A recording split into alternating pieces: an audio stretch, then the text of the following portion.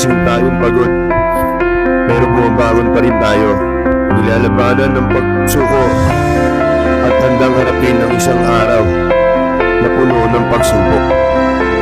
Dahil wala ka namang pagpipilian, dahil marami ang nakadepende sa'yo, dahil ang buhay ay hindi na makapaghihintay. Hindi nila nakikita ang hirap sa likod ng iyong mga ngiti. Hindi nila ramdam bigat sa iyong mga balikat. Pero damang-dama ko. Nakikita ko ang iyong pagsusumikap. Nakikita ko ang iyong pagsasakripisyo. Pero hindi tayo susuko. Hindi tayo aayaw. Ang buhay ay puno ng pagsubok. Bills, stress, long hours of work. Minsan magkakasakit pa tayo.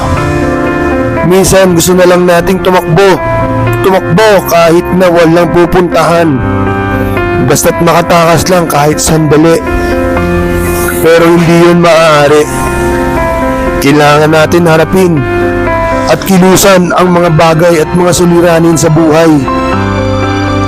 At yun ang mahalaga.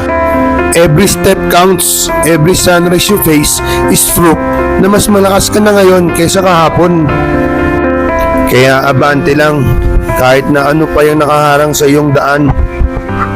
You've made it this far, kapatid. Ituloy mo. Tuloy-tuloy lang.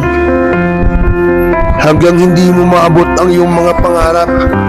At pag naabot mo na ang iyong mga pangarap, saka mo masasabi sa sarili mo na natagtagumpay ka. Tapos pasalamat sa Ama. Kaya hindi tayo susuko. Wala sa bokabularyo natin ang salitang pagsuko. Laban lang. Tuloy-tuloy mo lang. Maganda ang buhay.